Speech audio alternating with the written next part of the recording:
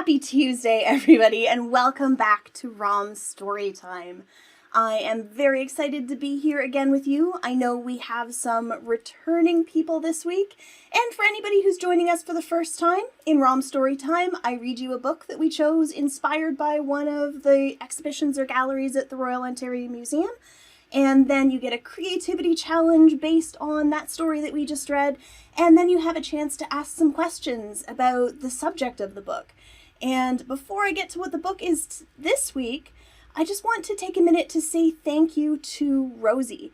Last week, Rosie sent us a picture of her dog Rigby. Hi Rigby, I know you're watching. And Rigby was watching ROM Storytime, and we love to see stuff like this. She shared it with us using the ROM at Home hashtag when she posted it on Twitter. And it doesn't just have to be the creativity challenges you share. We love to see stuff like this too. So, without further ado, I am wearing my suns and moons and stars dress again because we are going back into the nighttime with Stellaluna by Janell Cannon. And I want to take a moment to say thank you to Houghton Mifflin Harcourt for giving us permission to read this today. All right, are you ready? Let's check out Stellaluna. Hey everybody, sorry to interrupt. It is Sarah from the future with an important message for you. Now, unfortunately, after the 2020 school year ends, we can't keep the read aloud portion of the Storytime in the Storytime broadcast, but don't worry, I've got something special for you. Now, in the meantime, we do encourage you to pick up a copy of this book. You can sign it out of your library. Get your grown-ups help to share your thoughts with us at ROM Toronto, hashtag ROM at Home, because we would love to hear what you think of this book. But in the meantime, here is Sarah's Superfast Storytime summary. Okay, so there's this mama bat who has a baby named Stellaluna, and she loves her so much and carries her everywhere. But one day, oh no, there's an owl, and it attacks, and Stellaluna falls into the woods and into a nest of baby birds. And Mama Bird is all like, okay, I guess you can stay. But Stellaluna keeps doing bad things, like hanging upside down by her feet. And one day, the other three baby birds, Pit, Flitter, and Flap, try it too. So Mama Bird comes home and sees all these feet clinging to the outside of the nest, and is all like, ah! And she tells Stellaluna that's it. If you're gonna stay, you gotta do bird things, like eat bugs and sleep in the nest at night, and no more hanging upside down. So one day the babies learn to fly, and Stellaluna is all like, yeah, flying, only she can't land on the branch like the other babies do. So she decides, fine then, I'm just not gonna land at all, I'll just keep flying. And she keeps flying until she's super tired and drops down to a branch and hangs by her thumbs because she promised not to hang upside down and goes to sleep. But when she wakes up, there are other bats there who are all like, check out this weird bat sleeping upside down. And Stellaluna's like, I'm not upside down, you are. And the bats are all, nuh-uh, we're right side up for bats. And then this other bat pushes through, being all, let me see, and it's Mama Bat. And they teach Stellaluna to fly at night, and echolocate, and eat mangoes. And Stellaluna's so happy she goes and gets the other birds to show them her long-lost family. But the birds can't do any of the bat things either, and almost crash trying to fly at night. And at first, they can't figure out how they can feel so much alike when they're so different. And Stellaluna figures out that none of that matters because they're friends.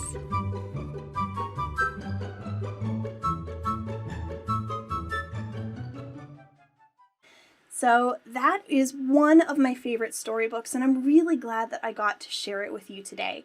And the reason that we chose this book is, of course, because of the Bat Cave at the Royal Ontario Museum.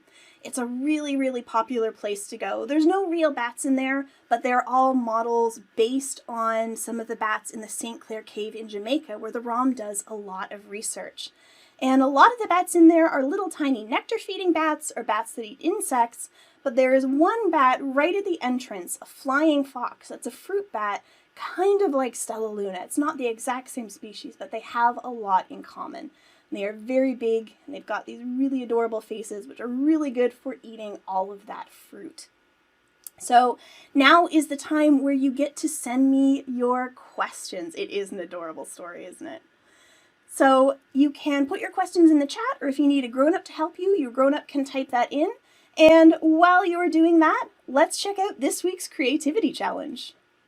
In our story this week, Stellaluna had to adapt and figure out how to get things done with what was around her, at least until she got back home to her bat family.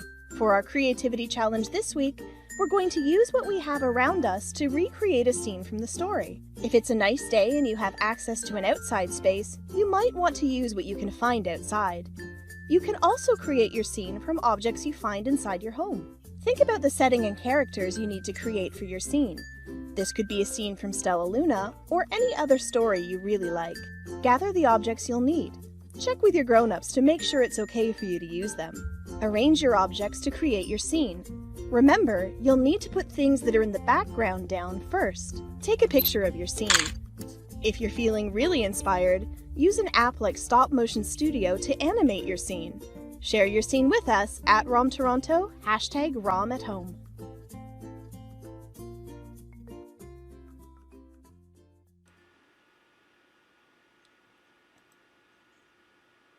All right, so that is this week's creativity challenge. You can always see it again at rom.on.ca/storytime, that link that I have up there. And our challenge this week is to recreate a scene from Stellaluna using whatever you can find.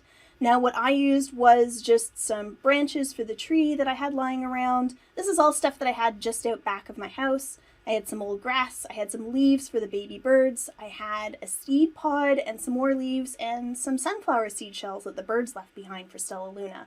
But you can use whatever you can find, and that can be inside or outside. So let's get to the questions, and if there's ever a question that I don't answer, or if you have a question later, you can always send it to us again at ROM Toronto, #ROM@home, and you can send it to us on Twitter or Instagram or on our Facebook. All right, I see lots of questions this week. Oh my gosh, you guys. All right, let's see. How many bat species eat fruit like Stellaluna? Now for that one, I don't know the exact answer, but I will make a post on Twitter and I will tag my friend Burton, our bat scientist, to see if he knows the exact number. I do know that, again, there are lots of different bat species. We talked about this last time, but of all of the mammal species on Earth, mammals are the hairy things like us. About 20% or 1/5 of them are bats. So there's a lot of different bat species. And most of those bat species eat bugs. And the second kind of biggest group are the fruit bats. And those bats are also really important for being nectar drinkers. So in their environments, they kind of do the same role as a bee, going from flower to flower and spreading pollen among the flowers. A few bats eat meat, and there are only 3 species that drink blood, and those are the vampire bats. Why do bats hang upside down anyway? That's a great question, Skits. So there's a couple different reasons for it, but the biggest reason is the difference between bats and birds. So in our story, we had both. We had bats and birds, and the birds had a really easy time just sitting on that branch and taking off because bird bones are actually hollow. There's a lot of air inside. It makes their bones very, very light, so they can just flap really hard and get off the ground.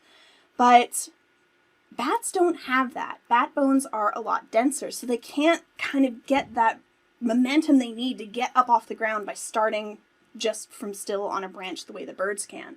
What bats do is they use gravity.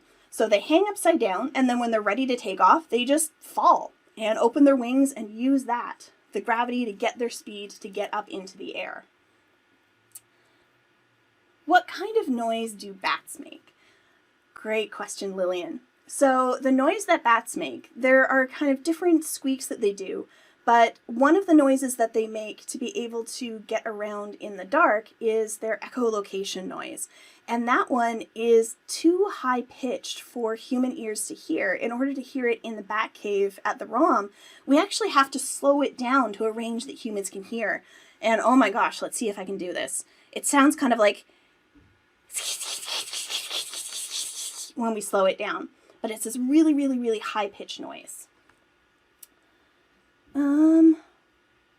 Why are there no bats in the bat cave at the ROM? So there are bats, but no live bats. There are lots and lots of model bats. We don't have live bats because it's really difficult to keep live animals, especially at a museum rather than a zoo that has the resources to take care of them. So we can handle things like bugs and fish, but mammals are another story. So we leave the mammals like bats for the zoos to take care of, and we use our models instead in the bat cave at the ROM. Vista wants to know if bats eat bugs. As I said, bats, a lot of them do eat bugs. And around Toronto and around Ontario, the little brown bat is a really, really important one because they eat a bug that can really annoy us. They eat mosquitoes. And a little brown bat can eat 1,000 mosquitoes in one night. So you can imagine what an important job these bats are doing for the environment around them, helping to keep those pests under control. What kind of bats do we have in Canada? So that would be a question for Burton to know the exact species, but I do know that two of the most common ones that we have around here are the little brown bat and the big brown bat. How do bats learn how to fly, and why do they not build nests like a bird? Good question, Caitlin. So for how do they learn to fly, we talked about that a little bit. They would stay with their moms for a long time. In the bat cave, there is a little room off to the side as you go through that has the nursery where the mother bats keep their babies. And when they're first born, they're very, very tiny and they're pink. They don't have their hair yet. They don't have their fur. So they would stay with their moms until they're able to fly. And again, they do that by dropping down and spreading their wings and gliding up to the height they're able to fly from. And for why do they not build nests like a bird? Because they're not built to perch the way that the birds do. So we saw in the story that the birds could land on the branch just fine because birds have these great feet. Let's see, if I get rid of my pinky, birds have these 3 toes that they walk on, most of them. Some birds it's a little bit different. And then they have this one toe that kind of sticks out behind like the thumb. So when they land on a branch, they just grab on like that. But the bats don't have that kind of perching foot. They have these little tiny feet that are really good for hanging on to things like branches or the walls of caves. So in Ontario, again, our little brown bat, our really common one, they don't live in nests, they live in hollow trees. And that's one of the reasons why their numbers are affected when humans move into the area, because we don't tend to keep dead hollow trees lying around because dead hollow trees like to fall down and take out power lines, and we don't want that to happen. So we take away the dead hollow trees, which takes away their habitat in and around the cities. And one of the things that people can do to make up for that, in our display at the museum next to the bat cave, there's a model of a house. And on the wall of that house, there is a bat box that the imaginary people who live in that house have put up to make a home for bats once the trees are taken away. So they'll live in hollow trees. In parts of the world where they have a lot of caves, they'll live in caves, but around Ontario, it's hollow trees or bat boxes that people put up. Does the Toronto Zoo have bats? I believe that they do, but that is a great question to ask them, because I know they're doing a lot of work on social media and on platforms like this, just like we're doing. Oh, that is a great question, Skits. How did birds end up with hollow bones and bats didn't? And that has to do with their ancestors. So the hollow bones in birds didn't start with birds. You find it in bird ancestors. So birds are the only living dinosaurs on the planet. They are actually living dinosaurs. And when you go back into their past, dinosaurs like Velociraptor, and I believe as far back as T-Rex, they also had hollow bones. Now obviously T-Rex wasn't flying. Those hollow bones would have been good for being able to move that big body around a lot more quickly without having to lift these really heavy bones. And over time, as they got smaller and as they got fluffier, having those hollow bones would have been one of the adaptations they had. And adaptation is a big word, but it basically means something a living thing has or something a living thing does that help it survive better in its environment. So having those hollow bones and having those feathers were things that helped the birds eventually get off the ground and into the air. And bats went that route from a completely different direction. So bats, rather than kind of being able to take off from standing, have to drop down. And if you look in a bird wing, so they have this bone in the arm, and they have this bone in the arm, but then these bones in their hand are kind of all fused together, and they've got a little one sticking out at the top. But the bat wing is actually their entire hand. So they're doing the same thing, but they're doing it in a very different way than birds do. Oh, good question, Harley. Are they smelly or do they make good pets? So I have never smelled a bat. I imagine it depends on where they live. Bats in caves, the bat caves are really smelly because all the bat's poop has to go somewhere, and that goes into the bottom of the cave. And I imagine the bats would pick up that smell, which wouldn't be too pleasant. And they don't make good pets. They're a wild animal. They're not domesticated. And wild animals don't make good pets in general. Doesn't matter if it's bats or anything else. But they are really good animals to have in the environment. They can help it out a lot. They do a lot of really important things, and they have a really important role to play. Oh, how old do bats get? That is a good question, and I don't actually know the answer to that.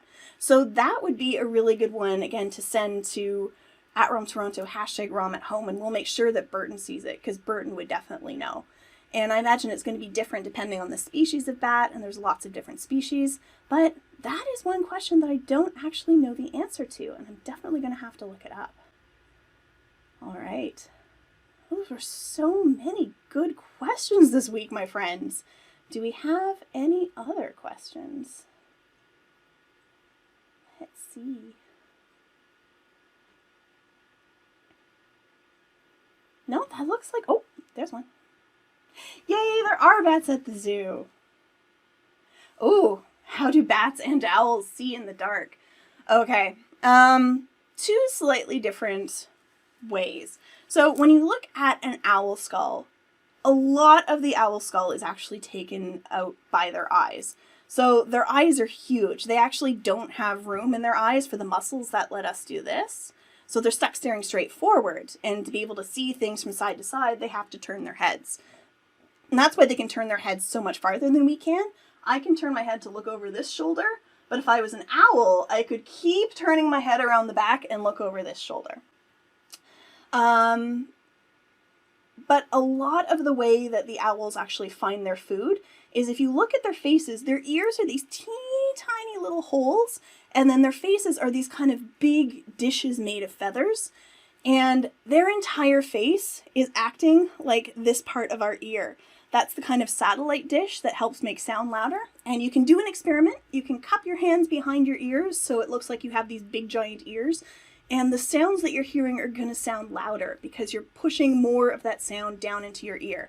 And imagine if your entire face was doing that, that's an owl. So when owls are flying around, they are completely silent. The book got that right. They have special feathers that make them absolutely silent flyers, and they listen for prey moving around. And then they're able to use that sound to figure out where that prey is and go and grab them as fast as they can. Now with bats, they're doing things a little bit differently. So their eyesight is about as good as ours is, which in the dark is not good at all. But they're able to do that echolocation. So if you look at a lot of bats, they have these big giant ears and these kind of leaf-shaped noses. It's actually called a nose leaf. And that nose leaf is acting a little bit like a megaphone. It's helping them project those high-pitched noises that we talked about.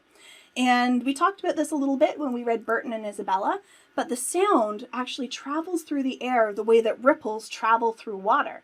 And if you've ever watched ripples in a puddle, when they hit something, they'll bounce off and they'll come back. And that, when it's doing it in air, is an echo. And so they make this high-pitched noise, it bounces off things, these echoes come back to their ears, and they're able to kind of paint a picture in sound of what's around them. And that's how the bats get around in the dark. All right. So that is all of our questions for this week. Right. Next Tuesday, we have a really cool book to introduce to you. We have The First Mosquito. It's a First Nation story. It's a little bit spookier than the stories we've been reading, so I'm really, really excited to get to it and to introduce it to you. And again, if you do your creativity challenge, or even if you just have pictures of you reading or enjoying Storytime, send it to us at ROM Toronto, #RomAtHome. We'd really, really love to see what you're doing.